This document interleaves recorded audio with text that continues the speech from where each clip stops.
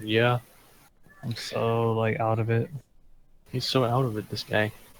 All right, guys, here we go. 3, 2, 1. Hey, everybody, welcome to the GTR Nexus Podcast. This is episode 3. I'm joined by the one, Hi. Yillidan, What's up? Plain Simplex, Hey, how's it going? and of course, I'm your host, Ren. So, today we're going to talk about, since E3 is next week, we're going to spend most of the discussion this evening about what to expect from E3 this year, since it happens once a year, of course, and it's the big expo for all the different gaming companies, the console companies, so hardware vendors, developers. It's in a very media type. For those who aren't familiar with E3, it's very focused on media, so it isn't really highly technical, kind of like how Computex or CES is. It's not really a developers conference either, so it's really more geared toward the public at large. So we're going to talk about that. We're going to have a little bit of a debate on console versus PC and expectations for the future over the next couple of years. Maybe we'll say 3 to 5 years. What will happen with consoles and with PC gaming.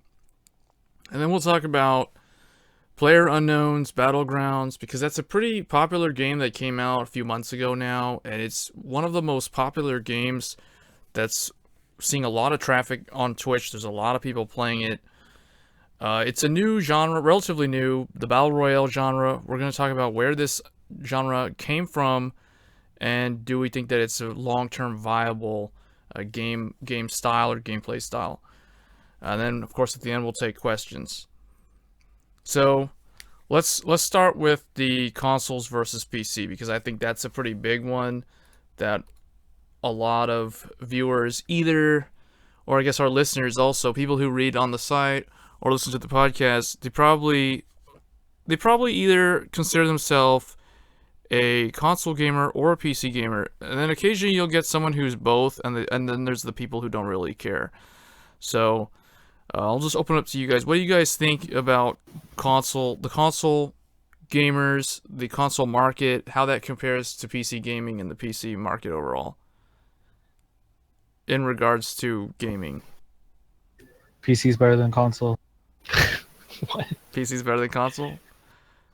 Well, it comes down to FPS, like sensitivity. Like you can adjust it more on PC. You can get into those small details, while on console it's more like an aim assist. The look is always going to be better because it's more power to it.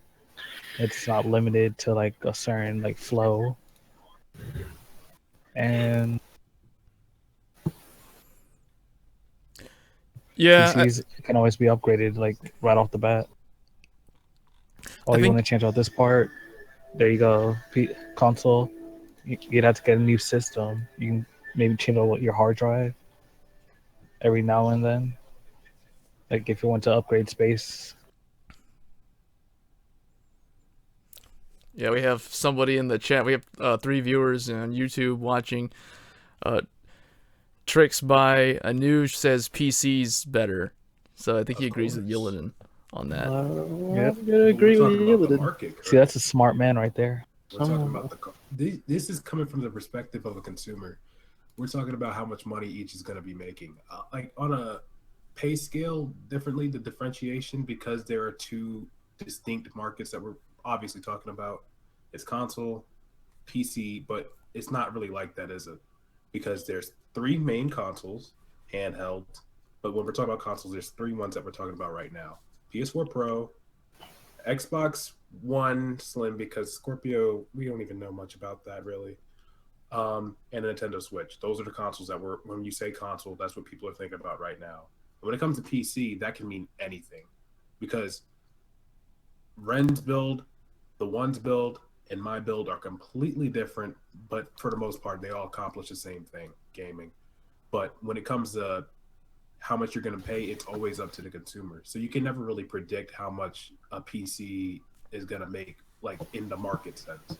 Like we all know what's better. We I think we discussed this in a podcast previous. What is actually better for gaming? PC, obviously. Like what Yillian said, he explained how interchangeable it is. If you need to upgrade, how simple it is, and it's way more cost effective when you think about it. But what's making the most money might be console because it's like a jack of all trades. You want to do gaming, it's on there. You want to do media, it's on there, and it appeals to the masses. So that's my take on it. Well, also you have to take into effect, like yeah, they're spending like what $400-$500 on the console, then they're spending $60 a game, and say you get that 1 in a million person, or maybe smaller odds, maybe like 1 in 100,000 person that they get mad at their controller, smash it, or it gets worn over time from like pressing the button so many times they have to get a new controller. That's another $60, and those prices aren't going down anytime soon. They're trying to. That also kind of applies to PC though when you think about it, because I'm one of Well- those people. I still need a controller on my PC. I use mouse and key for some games like FPSs, but like for other things like fighting games, I definitely use the controller just for comfortability. Yeah, I would argue that yes, the PC you can multitask with it. You can do all this other stuff besides gaming with it, that you may or may not be able to do on the console. But the PC also, when you think about like a laptop or like a really cheap computer that you buy from like Dell or something, and they have just a really loud. They either come with like integrated graphics. They don't even have a discrete GPU. You can't really game on that. It's like not as good as.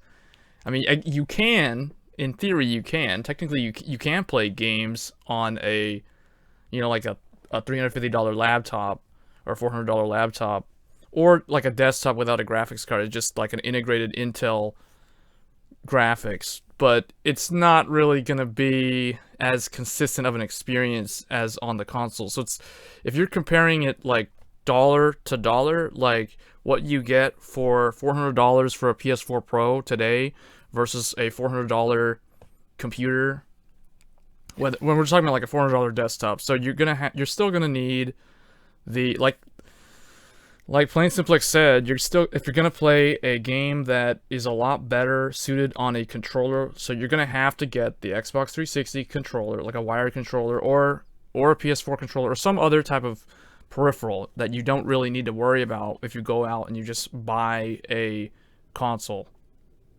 So I think, yes, PC has the potential. I would say that the key word here is potential.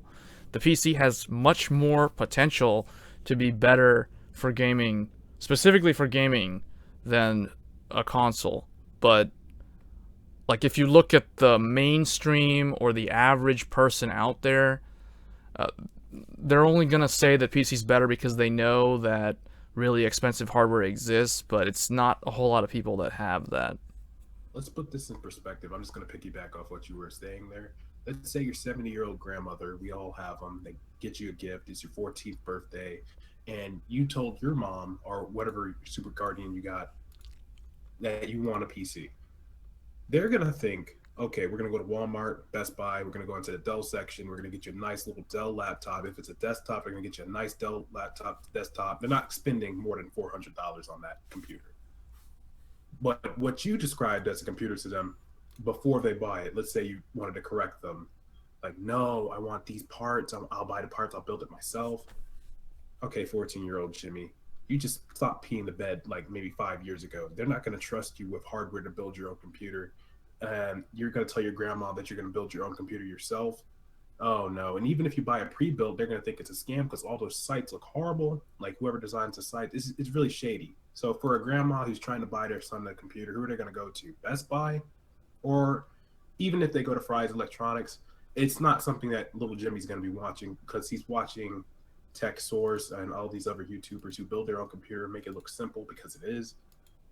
It's hard to convey that message to the people who was actually in charge of spending said money.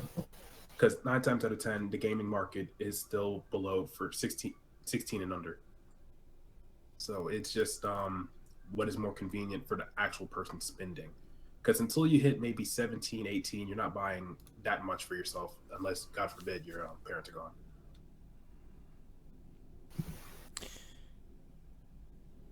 Yeah, but I think that kind of segues into the another part of this, though, like in favor of the PC gaming, um, because now I think gaming as an industry has matured and grown so much that now you have the average age of somebody who plays games is much higher than it was 10 years ago.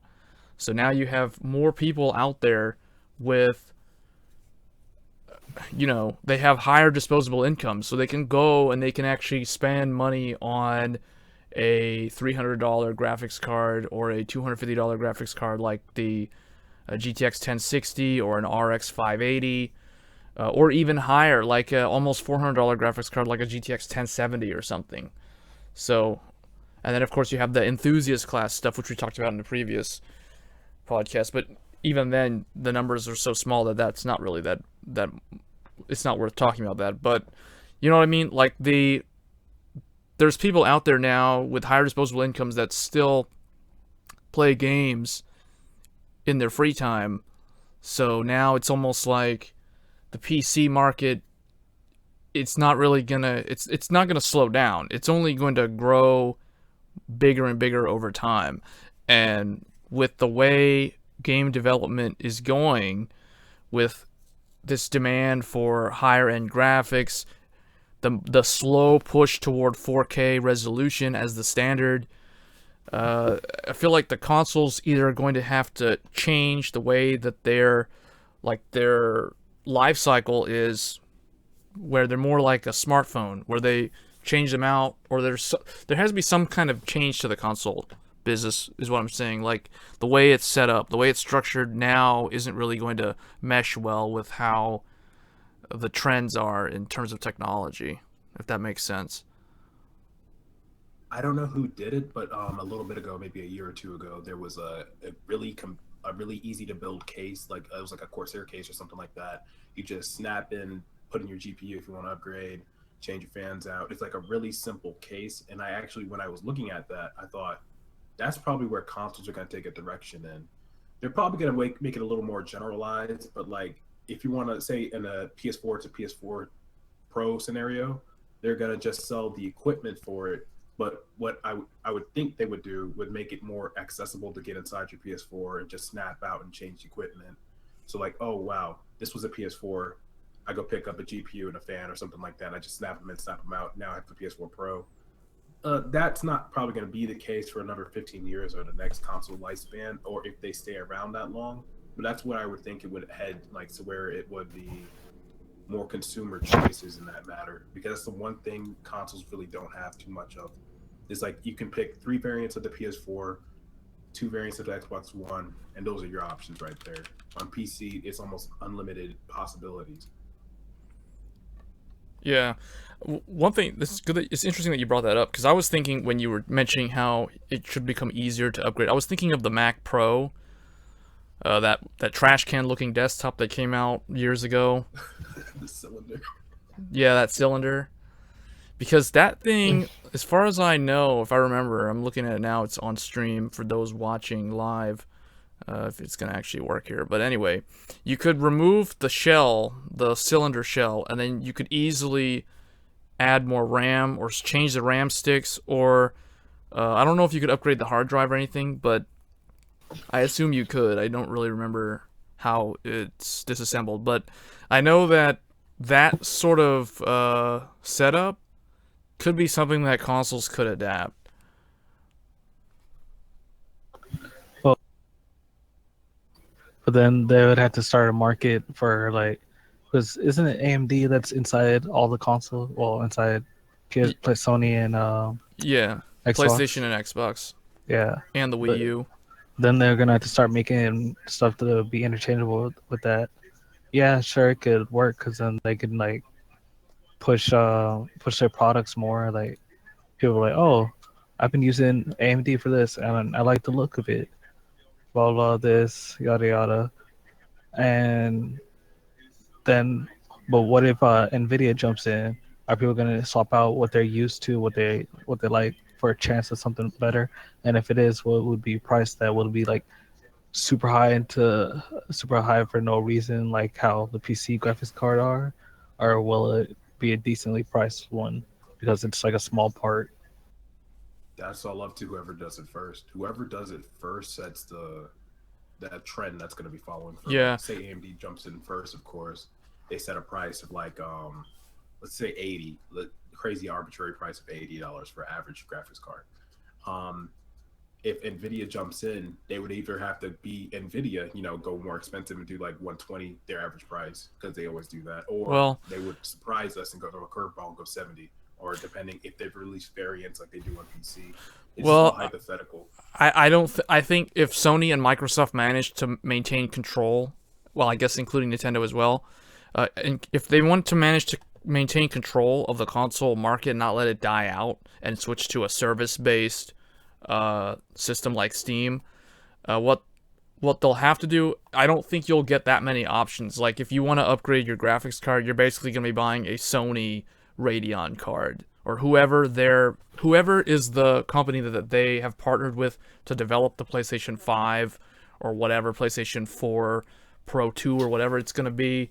I don't think you'll be able to switch vendors. I think like if AMD is who they're using for their graphics card, and if you have upgrade options, kind of like with the Mac Pro, then yeah, you would buy the newer. I could see them doing something like what EVGA has for the EVGA's Step Up program for graphics card upgrading, where you basically buy the new one from EVGA, and then you get a discount because you send them in your old graphics card.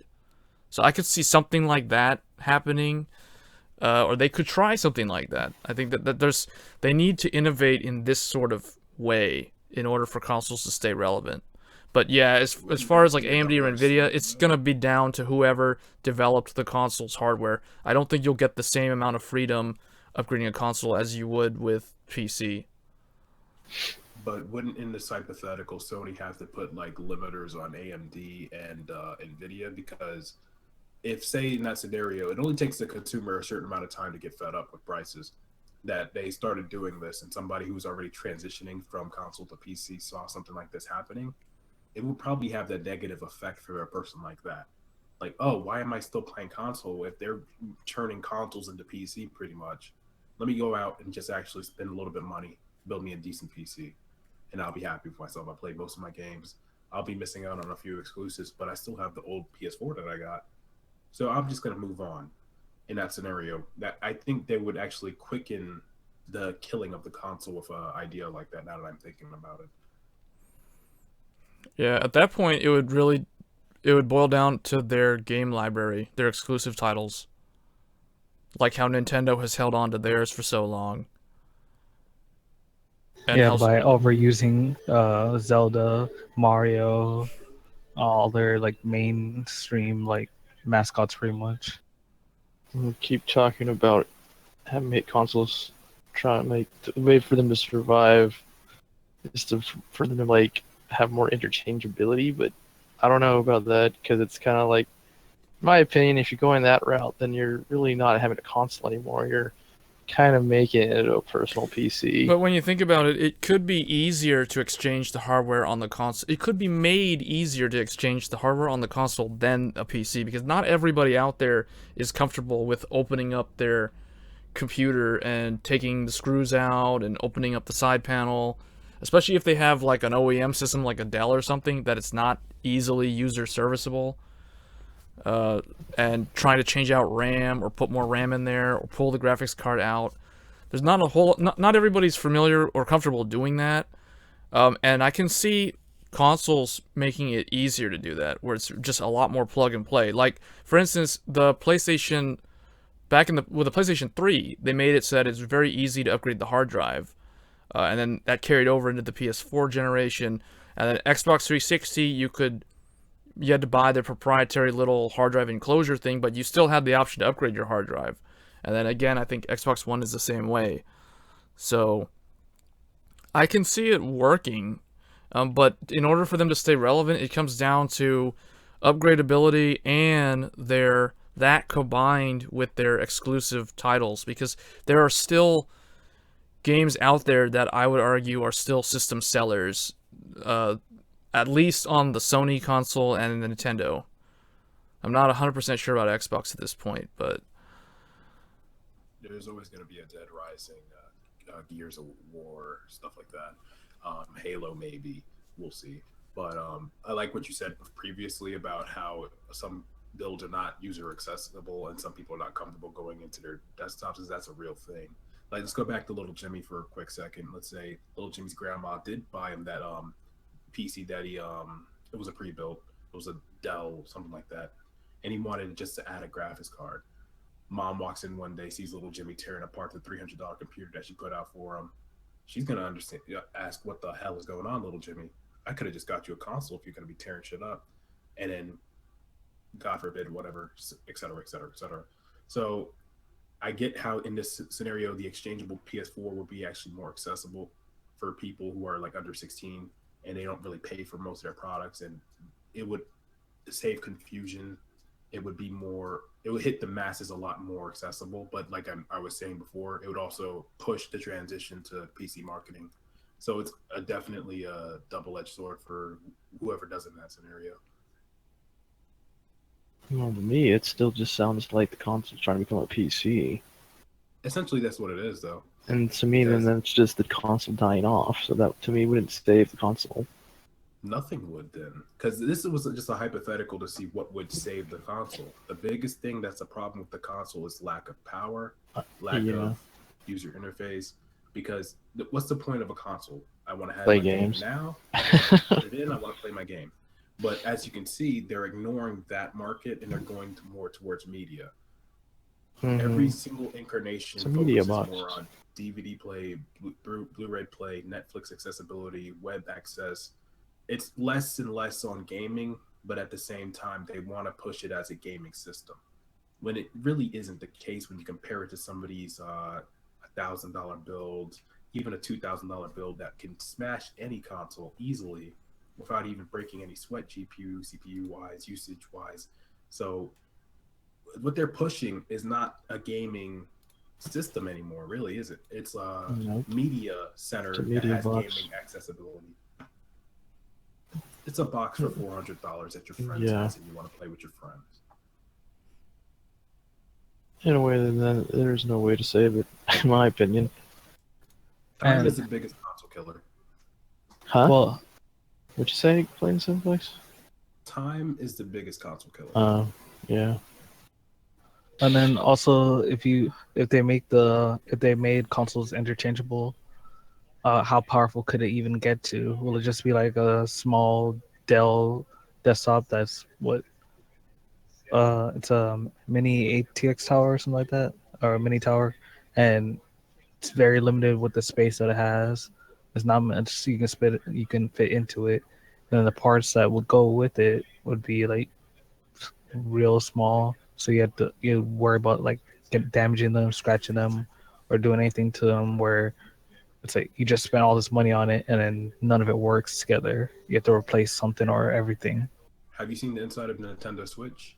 Because in this scenario, what I'm thinking is we have to make it idiot proof, because you know how many class action lawsuit that would go through if everybody damaged their machine?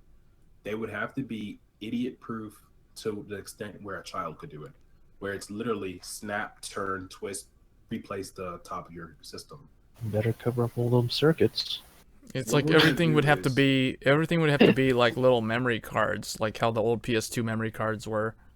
Yeah, that's what I was thinking. Everything would have to be in a little slot where you just. Why would you want to get a console then if it's gonna be like that? Like, because it's a console. Honestly, you gotta realize at this point the name sells half of the machine. To me, the only thing that keeps the console going is the fact that a lot of people can play on the one thing itself. Like, I can have a computer, and not everyone's gonna want to huddle around my computer. When you can have your own personal computer. Like, really, maybe it's just the family. Maybe Nintendo's got it right in the long run. Concentrate on family, young It's people, the mass. It's the mass party mentality. play. It's that thing like, oh, my friend's getting a PS4. I'm gonna get a PS4. We had fun on the PS3. Let's do it again. Oh, it looks cool. That controller looks cool. I'm gonna buy it for that. There's literally people who bought the PS4 because the controller looks sleek and it had a touchpad on It does feel the best. These are not people who care about hardware. These are not people who care about that many independent IPs. Oh, there's Gears of War on this, I'm buying this. There's Halo on this, I'm buying this. PS4 cases, there's like what was the seller for PS4? It was a shooter that somebody pushes out. Killzone. There we go. That was the machine seller at the time. Wasn't that a bad Infamous seller though? Second Son, stuff like that. Independent IPs that just look appealing. People will rush to and buy a copy. Yeah, that's what I was saying earlier. Like besides modularity and expandability, it's really the game libraries that are going to keep them alive. At least the next generation, if there is another console generation. It's the fact that you can't play Killzone you can't get it on Steam, you can't get Bloodborne on Steam or Uncharted.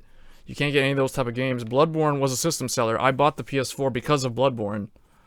So it's those sort of things that will keep them relevant. The games, like I said. Yeah, it's the games. So the consoles are synonymous with games, but PC is not necessarily synonymous with gaming. There are people out there who have monster computers that they could easily play games on, but they don't play a single game because they don't game. They use their computer for content creation or other purposes. Utility. A lot of utility in the PC. Yeah, so I think so my opinion on this is I think that the consoles will be around through at least 2020, and there may be another console generation afterwards, but I think it'll be significantly different in the way it's handled compared to how the PS4 and the Xbox One generation is. So I think they need to do what they're doing with the whole like PS4 Pro and the Scorpio. But they probably need to make it. I mean, it's easy to upgrade the PS4's hard drive, like I mentioned earlier. So it's easy to increase the storage capacity, but it's not easy to increase the graphical capabilities. So if you get a 4K TV, and that's the thing, I feel like the way they're marketing their consoles is kind of backfiring. Like they're saying PS4 Pro is 4K, you can game at 4K, and then the Scorpio claims it's gonna be able to game at 4K. But the way they're going to be doing 4K gaming is very different from how it is on consoles or on PC, where PC you basically need a really expensive graphics card to play at 4K 60 frames per second, and then these other consoles, they're not really going to be able to do 4K 60 frames per second. They're really like 4K 30 frames per second. Although Microsoft claims the Scorpio is going to be 4K 60 FPS, I don't know how they're going to do that, because their graphics card is really only, I mean, unless they're using some kind of variant of the RX Vega with just a Polaris card, they're not going to be doing 4K 60 frames per second, at least not on any sort of high graphic settings. What if they were to do like announce like they're using dual GPUs? The interesting thing about the consoles, though, is that they are able to play games at relatively solid frame rates that are stable. They don't move around a whole lot because of how they're specifically designed to just play games. You don't, like with a computer, you have to go way above and beyond to get a similar experience. Otherwise, the game will just run really odd. Like, it'll have weird frame rate fluctuations, and it just won't be a very consistent experience, or you have to drop settings down to medium, or you can't run it at your monitor's resolution, you have to reduce the resolution, you know what I mean? Like, there's all kinds of little caveats with PC gaming that aren't really talked about too much in mainstream media. But I think we'll just end the discussion on console versus PC with that. I think that consoles will still be around for a while. They're not going to go away immediately within the next 3 or 4 years. because there's still a big market for them, and there is still a really big fan following for each of these different systems and these different companies. So I think it's their first-party titles that they have that you can't get on PC, and the fact that currently right now with a PS4 Pro and the upcoming Scorpio, you're basically able to game equivalent to a modern PC, at least with the Pro and I guess the Scorpio, obviously, when it comes out.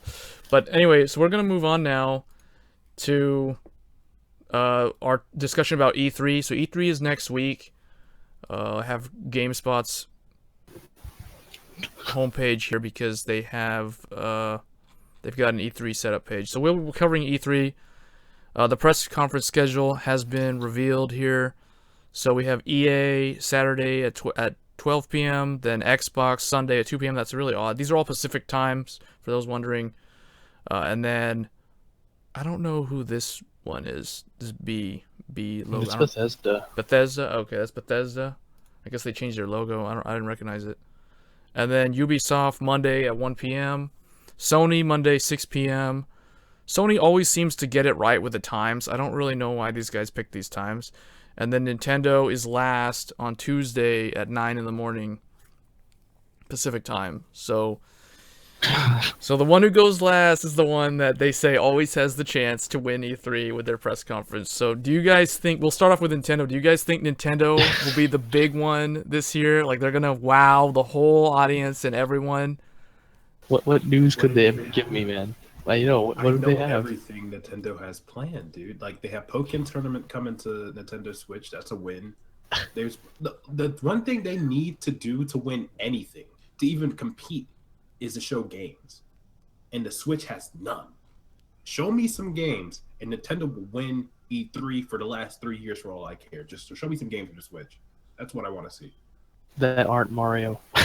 That aren't Mario. Zelda. Or Zelda. Oh my god. Other than that, I don't know. I don't see them contending. It's called Nintendo Switch for a reason. No secretive Nintendo miniature. switched to a different console. No secretive That's all. miniature 3DS that could fit in your pocket, in the palm of your hand. The Switch compatible. Oh 3 months no! after God. Oh no! So the if, Switch C. so if Nintendo doesn't win E3, who do you guys think is going to win E3 then? Depends on how impressive Scorpio is, in my opinion. Yeah, what are the exclusives coming out? Because Sony does. I mean, they already have Pro out, so Sony doesn't really have much to show. Yeah, that's the interesting thing. It's really, I feel like this year it's all going to either be up to Microsoft or Nintendo to take back the championship, or I guess, well, whatever the championship is, but the E3, supposed to win back E3 from Sony, because I think for the last 2 years, Sony has literally just hands down won E3 every year. At least the last 2. I think it may have also won like 2014. The only way, I think Sony would win if they show like a ton of like exclusive games that would just blow people's minds. Yeah, which they usually do. They have not God of War. It's God of War exclusive. Better show a new trailer. Yeah, God of War's exclusive to Sony. Smile. Ooh, they also got Infamous if they got another one. Yeah, see, that's what I'm talking Bring about. back Cole. Bring back Cole for Infamous. Hey, never know. Watch Sony just come out with like a new VR thing or an updated thing. PSVR. If they come out there and they just stand in front of me, because I'm watching it, With they're the just thing gonna show on their face. VR, I am gonna flip tables. I think they're gonna do. Release the Yeah, games and you do know they're normal, gonna do more but with then VR. That's gonna be like a bonus thing. Sword Art Online. Sword Oh, Online VR. VR. Well, to be honest, if they did a Sword Art Online thing, people would go crazy for that. Because I would want to play that. I would want to play Sword Art Online. Have you Not gonna guys be the way it is in the anime, man. have you guys actually tried the Sony VR? When you're actually like your mind gets set in the game, that's completely different than what actually VR is in real life. Yeah, but if they like came up with like some updated thing that allowed that would be insane. That put Sony ablaze. Oh, yeah? Like no one will be able to put them out Well, what about for at least like a year or so. But Sony Xbox. can't surprise us. They can't leak anything. Like I mean, anything that they come out with hardware-wise has been leaked months before. So if they had something like that in the works, we would already know about it, sadly. because when you have a company that big coming out with hardware like that, they don't have the benefit like Oculus Rift had because Sony needs to leak everything apparently. Because PS4 Pro, how long before it came out did we know about that? Almost 6 months ahead of time before they even announced it on the E3 stage. We already knew about it. So I would hope that they have something really good planned, but they're probably just going to go up there, show a bunch of upcoming independent IPs, and still win. What I expect from Sony is more stuff with VR, with the PlayStation VR, especially now that the Pro has been out for a while, because like I remember I don't know if you guys have tried PlayStation VR. I was able to try it like once or twice, and I remember it every time I tried it, it was running on a regular PS4, like the original one, and it looked terrible. Like the image quality on the side, like what's directly in front of your eyes looks okay, but if you let your eyes wander around to like the edges of the like your peripheral vision, you can tell that the resolution scaling is very low and the textures are really low. So it's like PS2 level graphics on a PS4 with the VR. Now I've never tried it on the Pro, but who knows? Because if I have a Pro now, and if they have games that look really interesting, I may pick up VR this holiday season. I'm not sure yet, because the PC VR is just pretty much trash at this point. So it's really Sony is where it's at for PlayStation, or at least for the VR scene. So I expect them to show something with VR to try to keep that from dying. And rather than just becoming a gimmick like how 3D was a couple years ago back in the PS3 era. Nintendo tried to do all that 3D trash. Well, they weren't the only one. PlayStation had a PlayStation display that was a 3D display, and then they pushed it on their handhelds. Yeah. And I never saw the point of that. Yeah, but it ended up becoming like a gimmick. So I wonder if VR will end up with the same fate, or if they'll be able to somehow save it. So we'll see. I expect Sony to have to go hard on VR because that's all they really have, right?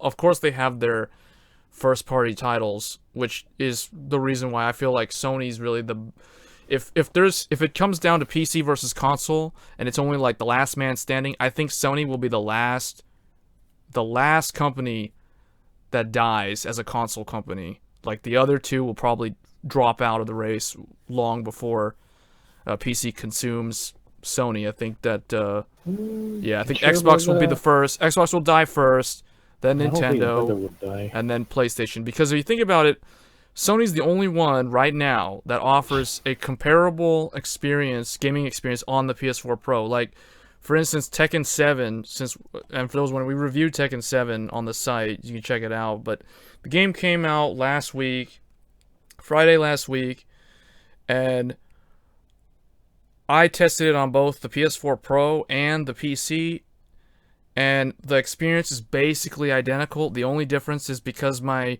PC has it installed on an NVMe SSD, which is like a super, super fast SSD, and the Pro has it on a regular SSD. The PC loads faster, but with the PlayStation version, you're getting the jukebox, so you can actually change your music. You can't do that on the PC version. So I feel like in this example, the PlayStation actually has the better version of Tekken, even though the PC one has better graphics, or potentially better graphics. So, but anyway, that's kind of like off on a tangent. But yeah, I think Sony's gonna go heavy on VR. Microsoft is going to show, hopefully they'll have something more interesting. Of course, they have a new platform coming out later this year, so Scorpio, there's probably going to be a bunch of stuff with Scorpio, and then who knows what Nintendo's going to do.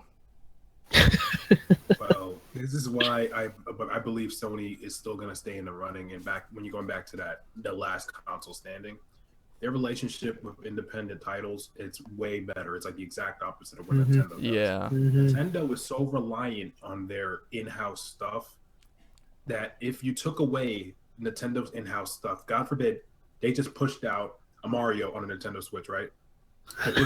They bring back Breath of the Wild. They're not going to be another Zelda for another 6 months, God forbid. And then say they push out Metroid. and they drop another Smash in a 6-month span, what do they have? If they drop their load a little too early, they have nothing for about another 6 months. Man, That's what I think is going to kill Nintendo, because they have such a salty relationship with any like company, like whoever makes Skyrim. You know how long it took for Skyrim to actually get on a Nintendo system? I believe it's going to be on the Switch. It's or if it's not already on there, it's going to be. But you know the how online long... one? No, Skyrim. Oh. Legendary Edition, I believe, or it might be the base game. But you know how long it took for that to get on there? Skyrim is a 6-year-old game, if not more. That is a shame. Like, that is a shame. If it was a hardware issue, it just shouldn't have happened. But actually bringing it this late in its lifespan, it's kind of an insult to people who actually play the game. Because you're insulting us, because every other console has a more definitive version than what the Nintendo Switch is offering. I'm sure everybody knows that. And the PC version, it dwarfs every other version. So even when they brought the Legendary Edition to PS4 and Xbox One, what do you think the Switch is going to bring? Oh, I can play it while I'm sitting down. I sit down and run my down. Okay, that was a dumb idea on their part. But dumb ideas like that is why Nintendo, I feel, is going to be the first one to go, not Xbox. But let's move on. Yeah, well, I think maybe out of Japan. I don't think Nintendo would die in Japan. Yeah, that's what I was gonna say. I think that Microsoft will probably at some point realize that there's no point in them making hardware solutions for gaming, since they already have the Windows operating system. So Microsoft is technically PC, and they'll probably try to come up with a competitor to Steam, and they'll probably try to go up against Steam in the PC world. So it'll be Microsoft's Steam equivalent versus Steam, and then that'll be like the two big titans on the PC. So it's like the gaming competition between these companies will shift to a service based as opposed to a hardware product based. It will shift to a service based solution. So it'll be like Microsoft, whatever they call it, versus Steam, and then PlayStation will probably make their own as well. And they'll have all their like Bloodborne and Demon Souls and Uncharted and all their first party stuff all on PC, but you got to be running it off of the PlayStation client, not the Steam client. So I can see that happening in the long. 3 clients. Oh gosh! It's like Origin all over again. Don't put it on startup. Don't have launchers on startup. Oh, we booting up at the same time. You're gonna need like an 8-core Ryzen just to survive. Ubisoft launcher. What else is there? EA. Oh gosh. Yeah, but see, I can see them doing that. I mean, that's the easy way out. But Nintendo, that's the weird one. Like, Nintendo's probably gonna end up like Sega. Sega used to make consoles. Like the Dreamcast was their last one. And then now they just make games, and they're no longer a hardware company. So I think Nintendo will probably end up the same way. They'll cease to be a hardware company. All their little handheld games will be on smartphones, and their big games that were typically their console games will all be on. What if they start making smartphones themselves? That's the thing. I wonder why they haven't done that, because Sony actually made. They made 3. I think they made 3 or 4. Sony made like a PlayStation phone at one point. I remember that. I heard it did bad though. Yeah. But at least they're trying to innovate. Nintendo, I'm not sure what... they have some management issues right now because of I forgot his name. The guy who passed away. What was his name? Yeah. He was like the father of Nintendo or something. I can't believe I forgot the guy's name. But yeah, he died, and now they're having all kinds of issues. Live streamers hate the company.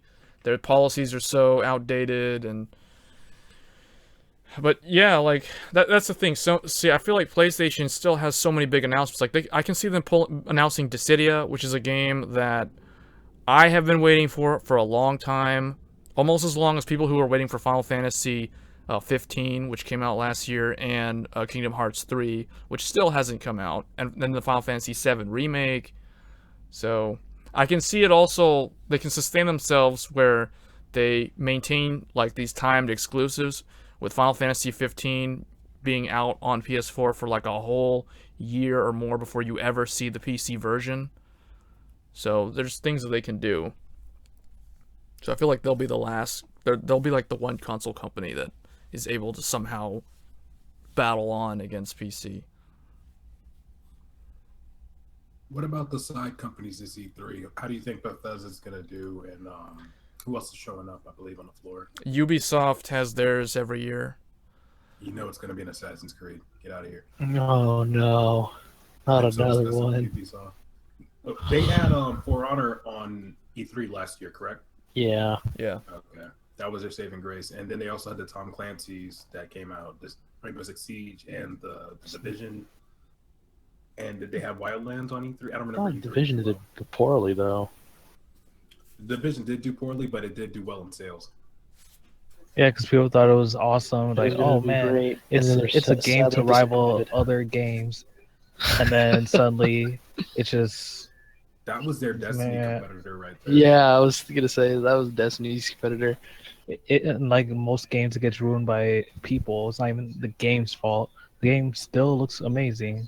It looks fine, but it's always the people they that's like, downgraded. oh, people screw up things, or like I think there's like one point in the game where everyone has to like pretty much not shoot each other, just extract it all together. It'll be that one person that just like takes a grenade and makes everything just hit the fan.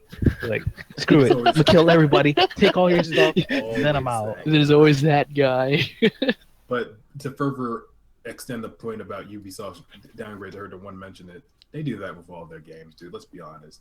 Like Black Flag, Assassin's Creed, they showed that it looked beautiful to see, looked reflective. I played that on PC, it looked pretty lackluster in comparison. The Division, everybody knows about that legendary downgrade they did. There's fog everywhere it shouldn't be. The city's not Yeah. interactable like it would be. You can't even go into the subway station without a loading screen. Let's get out of here. It's a hub world game. And then there's the Tom Clancy games that actually did pretty good. That's their real true saving grace, I think. Other than the Division, Rainbow Six Siege did pretty well for what it was. Ghost Recon Wildlands, it looked good. So when I watch people playing it, like when Yillidan was playing it, it looked good. It looked fun. But in comparison to their other games, I don't know. I don't know what they got planned. And Bethesda, they had Doom, that remake, and they also had Fallout 4. How could I forget? Those were really two monumental ones that they had show last year, I believe. If not, it might have been the year before for Doom. I'm not sure. I think Doom was last year, right? Yeah, it was last year. Okay, those are two games from that company I think that did well. Other than that, I don't know what else they have to show. I mean, Morrowind just came out, I think, for the If they online. go up there and talk about something that's already out, I will be Yeah, that'd be disgusted. kind of dumb.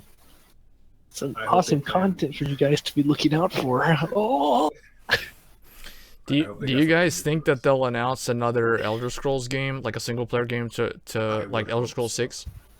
that'd I be would hope nice. so. I would It's- like that It's needed. because I'm tired of nothing but Skyrim. Because Skyrim came out Skyrim in, is good. It's just come on, It's guys. old, dude. it's too old it's now. old. Skyrim released on See? 11/11/11. I'm worried they won't do that. Just like how Blizzard hasn't made a new Warcraft RTS, only because they made an MMO. How So can they they probably don't- include?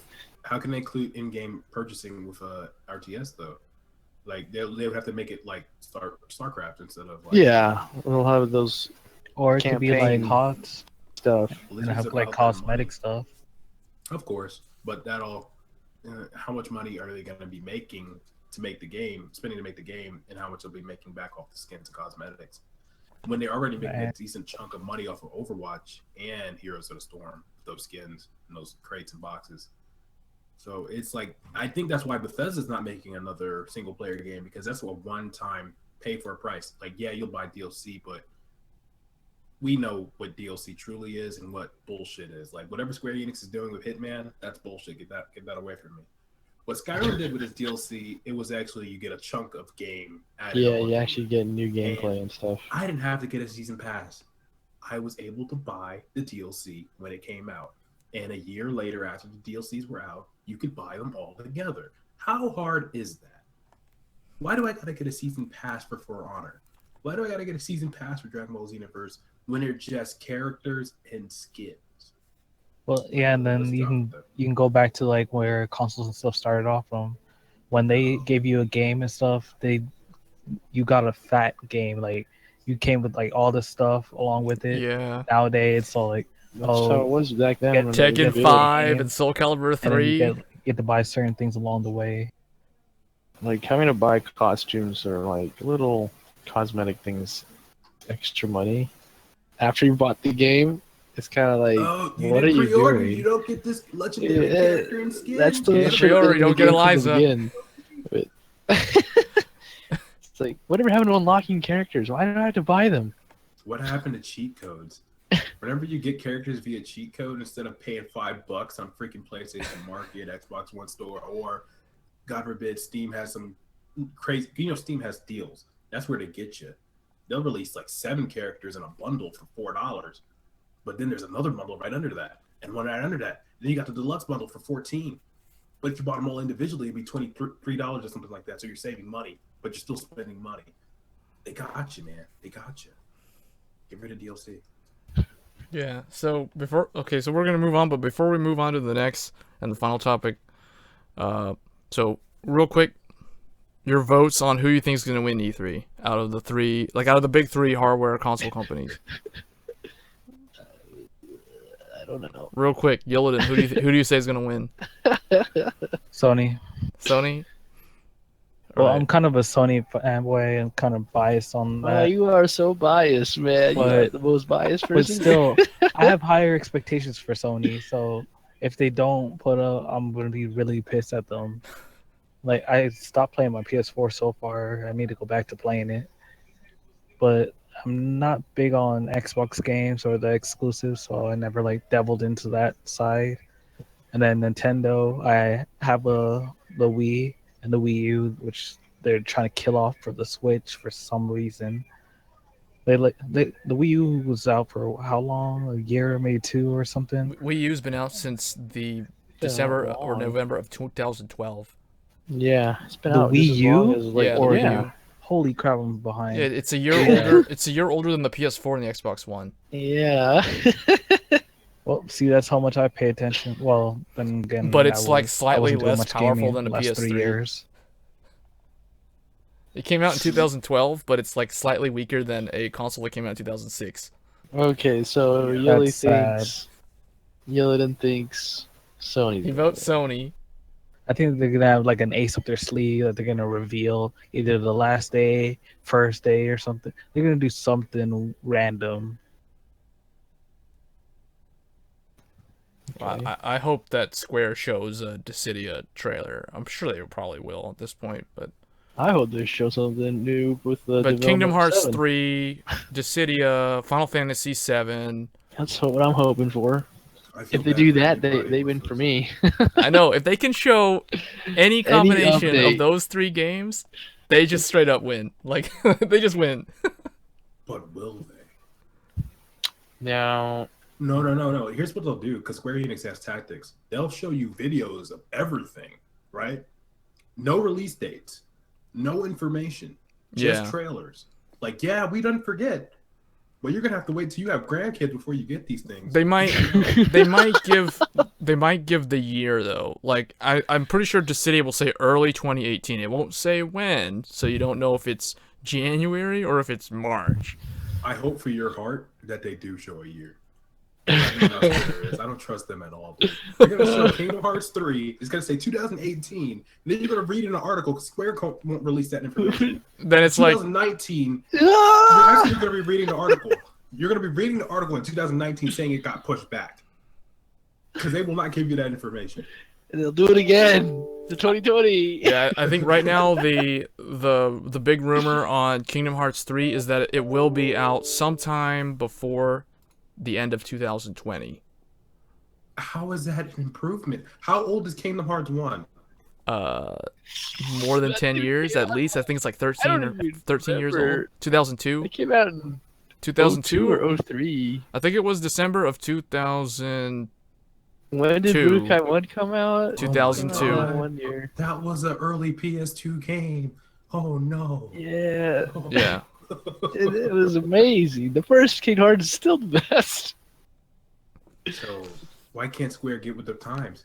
Assassin's Creed releases a game every freaking 6 months. No. and they're never that good. Yeah, get on that Call of Duty train. Just release Oh, the game. no. Release the game. Oh, no. Oh no! Back to Welcome World the War II, future. guys. Back to World Yeah, War Oh II. god. Gotta go Call back of to Duty- World War I. Okay. Call of Duty gets its stuff together. It's all over the place. We need to stop. They just need to stop. Make a new shooter.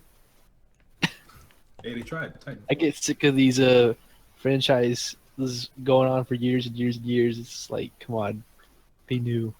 Kingdom Hearts. Okay. Well, so we got to vote for Sony. Anybody gonna vote for Microsoft or Nintendo? I'm gonna give Nintendo my blessing. Really? Pity Wow. vote. Pity You vote. what? A pity vote. It's a little pity vote. Because honestly, everybody here honestly thinks that Sony's gonna win this one, or maybe Xbox One with the Scorpio might win a couple of Dorito dudes, but I don't think so. For me, it's split. I don't know. I My mean, Nintendo's not criteria gonna win. is- I don't think Nintendo's gonna win. If Nintendo shows me 3 games during that whole conference, They show win new my- Metroid. They show I no don't even care Metroid. what That'd be games it is. crazy. if I see something that's not Mario, What I'll was be the impressed. last Metroid game? It was that weird one that came out for the Wii U. Remember? Hold on, I'll look it up. Didn't hear about it, so it's trash. Well, I mean, I think Microsoft can potentially win, but it's going to be a very uphill battle. Like, not only will they have to show a lot of details and some gameplay demo running on Project Scorpio at 4K or 1080p at full 60 FPS or whatever, they're going to have to not only show that, they're going to have to back it up with some games that you can't get anywhere else. Because if all they can do is show games that you're going to be able to get on the PC, and if it's just a bunch of first-person shooters, then they can't win with that. Like, they have to have something like a Titanfall or a Gears of War sort of game, like something that is defining for them and their console. Because I think that's their biggest problem right now is they don't have a really strong brand image that Nintendo and Sony have. So I think that they can win, but they have to work really hard to do it. And then Nintendo, I don't know what they're doing. I just think they're kind of like, they're just off doing their thing, being Nintendo. That's just how it is for them. Last So- Metroid was 2010. Other M. That's my bad. I was thinking of the Star Fox game that did really bad. That came out for the Wii U. Oh, for the Wii U? Yeah, that's one thing you have to worry about too. If they bring back an older game like Game & Watch or even like Star Fox, they could mess it up and ruin it for you. So that's another thing to be worried about Nintendo too. 'Cause I they think do have Nintendo's gonna show what I expect from Nintendo is Xenoblade Chronicles Disappoint. 2, something maybe with Smash, some new Smash Brothers game, but you're not gonna get any details on when it's gonna come out. They might show like some random teaser trailer of Mario fighting Link, and then Falco or somebody comes in or Fox, and then that's it. But Smash Brothers. I They expect show games you already something expect. on the RPG side because they're really dying off, and that they need some RPGs.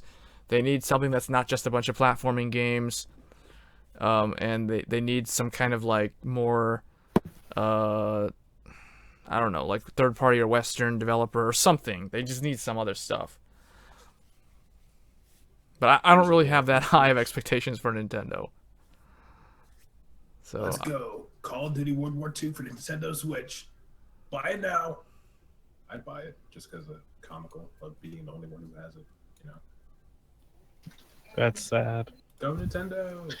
I think Sony will probably win, but if they don't, it's gonna get to go to Microsoft. Yeah, I think Microsoft's still gonna give them a run I for their think money, but Microsoft will probably actually speak my more interest when I think about it. Just Yeah. to know what they have up their sleeve, because Sony's I'm most like, interested. Yeah, I'm most interested in seeing what Microsoft does this time around. They're the one that I think has the ball's in their court. Like they can surprise everybody. The question is if will they be able to. I So have a question though, for everybody. Let's say they come out, they release Xbox Scorpio like they're expected to, and it's great. it's streamlined, it looks cool, and they have some IPs for it. Who's buying it? Who's buying that day one? Those So much fanboys. cost. I don't know. I mean, It was like $750. maybe people who don't have an Xbox One. I don't know. Yeah. There's those fanboys that are out there that like. Yeah, the fanboys would be for sure get it immediately, but like, I don't know. I'll wait probably. I had one There- game there- I was going to buy Xbox One for, Killer Instinct, and I have Tekken 7 now. I have no need for it. So I'm just wondering who's going to buy it of people that I can communicate, and who are my peers that are going to buy it. I'm interested why. Yeah. Because as far as independent games, there's a couple. You can list them on your fingers. Yeah, because on specs alone, it should be able to completely dominate over the PS4 Pro. Of course. But how And much more expensive is it going to be? yeah, that's a good question. I think what I expect they'll announce, they should announce availability, so they should announce the release date and the price. So we'll know that on their press conference. That's what I expect from them. But what I want to see from them is the games. Like, what are some games that you won't be able to get on Steam, or on PlayStation 4? Right? Because sometimes games come out for both systems, and then they come out for the PC a few months later. So if they follow that business model, like if they're able to do that, then they have to showcase how it's superior on the Xbox One. Because so far, Xbox One has been, not only have they been beat by the Pro in terms of graphics and gameplay quality, but they've also been beat from the original PlayStation 4 since the beginning. It's been underpowered compared to the original PlayStation 4. So, for instance, Tekken 7. The Xbox version of Tekken 7 is the worst version of the game. Like, the tier list, in terms of performance, even though I would argue that the PlayStation version is the most complete version because of the music options and the extra costumes that you get that you don't get on the PC. PC performs the best. It has the best image quality. It has the ability to change graphic settings. Second is PlayStation 4 Pro, then PlayStation, and then down at the bottom is the Xbox One, because it runs the game at like 720p resolution, and it just looks really bad. So, and it has terrible load times, like really bad load times. We're talking like Tekken 6 without the install option on PlayStation 3 load times. No. Yeah, it's pretty sad. So, I mean, I want to see Scorpio. I want to see Microsoft make a comeback. So I'm hoping that they can do something. I just want to see it. I just want to see how they. Yeah, push it. they should announce. They should show it off. I think they're gonna show what the final Scorpio will look like. I think they're gonna do a product reveal. We all know it's gonna be white. It's gonna be like really sleek and slender. Really? I think it's gonna be black. Things gonna be black and bulky. I think it's gonna be black, and I don't think it's gonna be that bulky. I think it's gonna be similar to probably the original PlayStation in terms of the thickness, how big it is. Maybe as big as the Pro, which is a little bit bigger than the original. I don't know. You think it's gonna be the same size as the One or smaller than the Xbox One? I think it's gonna be a little bit smaller than the One. I hope so. I hope so. It should be. Yeah, I don't know. it's It's on a completely different. They're going with 14 nanometer. I think it's gonna be using AMD's Vega, which is a GPU that was announced for the new Mac line. Because this week is Apple's week. It's WWDC, but yeah, I think that they can win E3 if they can show off the Scorpio, because they're revealing a new product. They announce availability. They announce the price. Depending on the price, it could go in their favor, or it could make them lose to Sony, or whatever. But then they have to show games. So, because that's what this is about. That's what E3 is about. So, I don't know. I think I'm going to throw my vote to Microsoft this year. I think Sony's won 3 years in a row, but I don't really know what they'll show. Like, the only way I think Sony can win is they have to show Kingdom Hearts 3, they have to show Final Fantasy 7, they have to show Dissidia, and then like a bunch of other stuff. They don't have an Uncharted game. They don't have, as far as I know, they don't have like a Killzone or anything. So they're gonna have to show a bunch of VR stuff that actually looks decent and worth playing. So yeah, I think Microsoft can actually win it this year. It just depends on their execution. The ball's in their court. And with that, we'll now quickly cover the question. last topic of the evening. I know we talked a lot about the consoles. I think that was basically the whole live stream. But so we're gonna talk about player unknowns battlegrounds. So this is a new game that came out a few months ago. It's an interesting genre. It's basically the battle royale genre. So it's, if you think about King of the Hill or Last Man Standing, it's that sort of game where at its core, it's a shooter, survival shooter, third person or first person. It's right now it only has one map, but it's a very large open world. It's like an island. So you basically you start off in an airplane with all the other players, up to 99 players, all in the same game world or the game map, and then the plane flies over the map, and you decide where you're gonna jump out and then land on the island, and then you have to try to survive from there. And the goal is to be the last person alive. And so yeah, you basically have to fight other players, find equipment that you use to kill other players and survive. And then there's the other interesting thing about this game that I like a lot is how there's this other factor that determines whether you live or die, and that's the fact that the map slowly shrinks on you over time.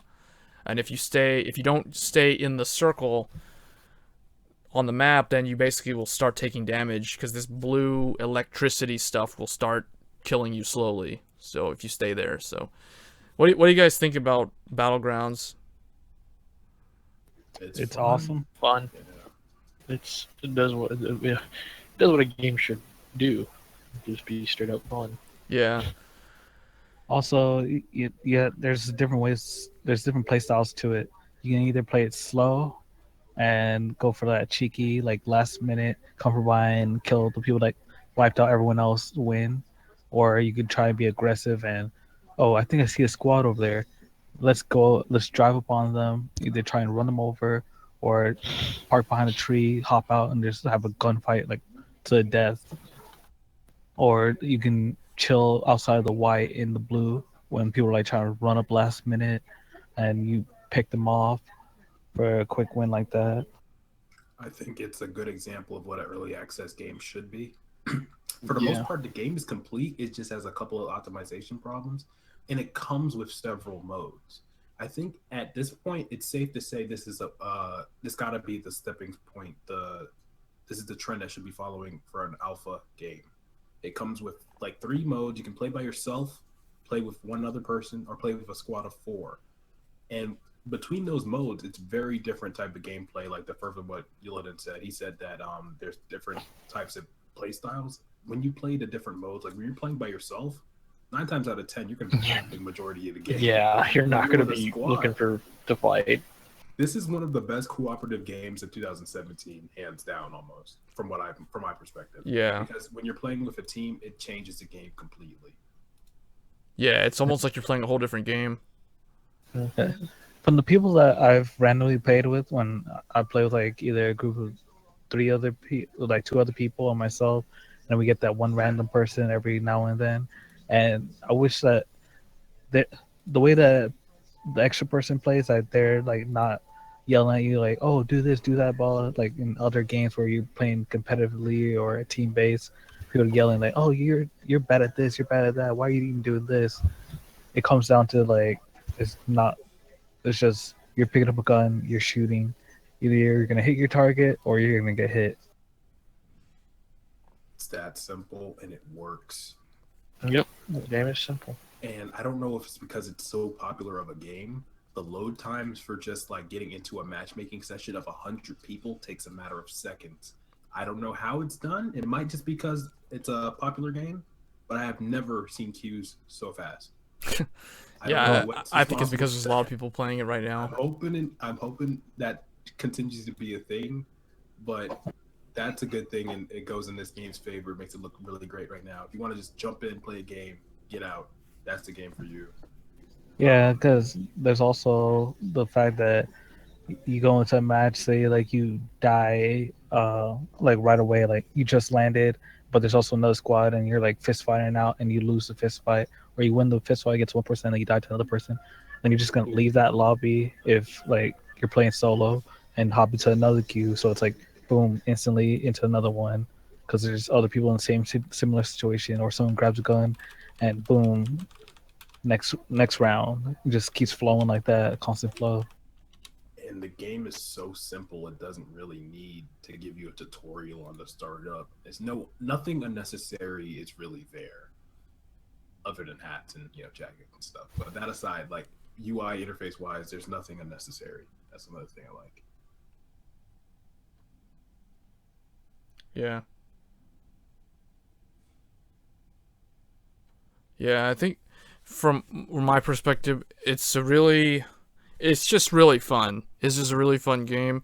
There's a lot of hilarious moments, especially in co-op play. I think co-op play I find more enjoyable than single player. But single player is also interesting to play every now and then, just to see how well you do, and it's like you can win a match, because I think the second time I played single player, I was like fifth survivor out of 100. And I just basically avoided everybody. I think I was in like one firefight, and then I just decided to run away because there was like 4 of us fighting, and I just like left. I just like ran off, and then then I managed to make it all the way to the fifth place. So. But then co-op is just a whole lot of fun to play. There's so many different things you can do. The map is the game world. It's, even though it's the same map every time, it's so varied, and the scenarios are always different every time because of how just the nature of a player versus player style. Yeah, I think it's a great game overall. I think it takes the battle royale genre and just it gets everything right. Because it takes the elements from like H1Z1, which is going to be like surviving, of course. Then it also takes the cooperative elements that you'll find in H1Z1, pretty much. It's like DayZ, but also like in comparison to like a bad one like Rust, they have like a survival battle arena type thing where it's just mayhem. This game, when you're playing with a squad, you can actually come up with strategies, and sometimes they'll work, sometimes they won't.